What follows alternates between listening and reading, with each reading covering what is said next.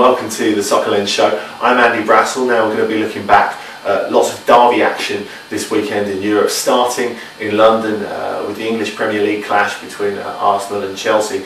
Now a resounding 3-0 win for Chelsea, looking as if already it's pretty much put pay to Arsenal's title hopes. Now I don't think we really need to dwell too long on Arsenal's problems. I think it's pretty clear as normal. They're very, very good in possession, with really lacking penetration against the very best defences, which of course Chelsea's are. Chelsea, much as they were against Porto in the week in the Champions League, playing just really as they had it in the Mourinho era, defying teams to break them down before picking them off at their leisure later on. Now obviously Carlo Ancelotti doing a fabulous job there, of course, because of his great record in the Champions League with Milan, winning it twice and getting to a final in his spell coaching there.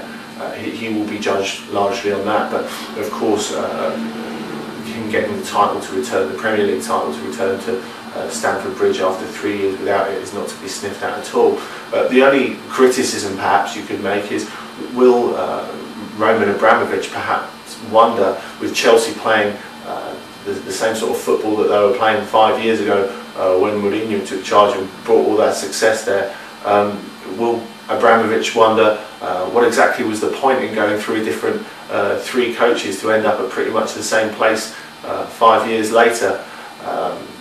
As I say, I doubt many people will complain if this way brings trophies back to Stamford Bridge. But of course the other possibility is the transfer window, and a lot of talk that Chelsea will make the most of their possibly temporary reprieve from a transfer ban to sign certainly Sergio Aguero and perhaps even Franck Ribéry, and you wonder how frightening Chelsea would be, already 5 points clear at the top of the Premier League. We were talking about Arsenal's lack of penetration. I'm sure they could do with those two players, who are of course out of their pricing range really, but it's a terrifying prospect for the rest of the Premier League should those two, or at least one of them, end up at Stamford Bridge. Now talking of big name signings, there was a little matter in Spain of a top of the table clash between Barcelona and Real Madrid. Of course a lot of history behind this one, but what this was about points wise, Barcelona starting a point behind the leaders from the capital, ending up 2 points clear thanks to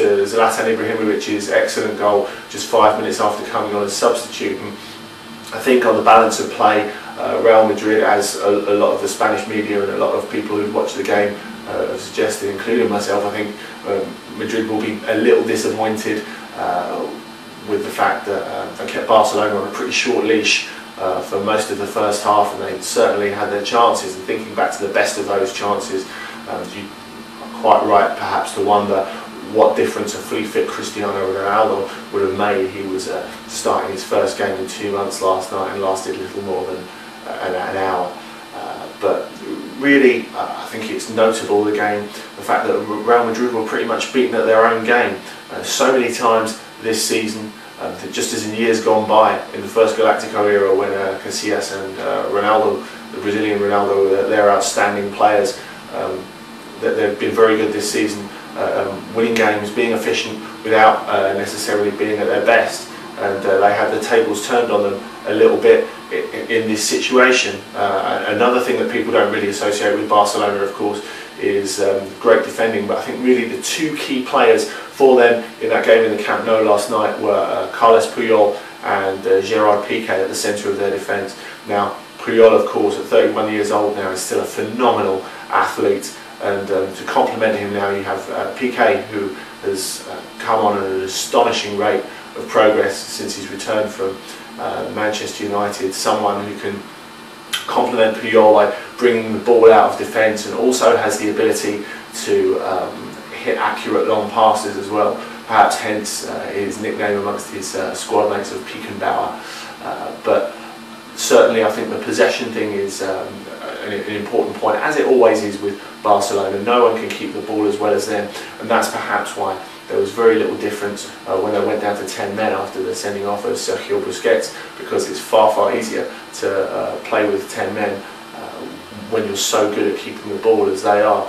A possibly negative point for Barcelona is a pretty obvious one. The fact that they are already so reliant on Zlatan Ibrahimovic. A lot of people wondered whether he would come off as a signing. Well, he worked splendidly well so far, but it's interesting what a focal point he's become for their attack. The fact that he can work as a target man in the middle is something that they really missed, certainly in the first half. We were talking about Arsenal lacking penetration. It was exactly the same with Barcelona in the first half. They had plenty of the ball, and Real Madrid were pretty much able to keep them at arm's length, with Thierry Henry not so great at leading the line, and Andres Iniesta on the left side of attack. Of course, he can be a little more effective when further back and paired with his partner in crime, Xavi. But enough certainly in this game to make us think that there's lots of life left in the title race in La Liga for the rest of the season. Of course, two other derbies that we really have to tip our hat to as well. In Portugal, in Lisbon, Sporting took on Benfica. Benfica have been in great goal scoring form this season, surprisingly enough, a 0-0 draw, but nevertheless a pretty good game. Sporting will be happy enough with their point. They've had a pretty poor season so far, and it was the first league match in charge for their new coach, Carlos Ancelotti. Now, he wasn't a universally popular choice, but in fact I don't think he was anyone's choice to take over at Sporting, but the players certainly worked pretty hard for him. It was a gritty, determined performance. They could have won it with Miguel Veloso, who shot brilliantly, tipped round by Kim, and Benfica coming closest when Javier Saviola hit the crossbar, but probably a draw, a fair result in the end. Now, it was more one-sided in the Genoa derby in Italy between Genoa and Sampdoria. 3-0 to Genoa, and again they played from 44 minutes onwards with 10 men, but they managed to overcome that handicap, and they're catching up their city rivals, who had such a great start to the season, with Antonio Cassano and Gianpaolo Pazzini being particularly prominent. But of course, all this means with the teams below them picking them off is Inter are again 7 points clear at the top of Serie A, so not much change there. Anyway, lots of action to look forward to, both in the English League Cup this week and of course the Europa League. Plenty of issues to be decided, so hope you enjoy those games. You can keep up with me on www.allornothingtv.net, or hit me up on Twitter, twitter.com/Andy Brassel. Have a good week, and we'll see you again next time.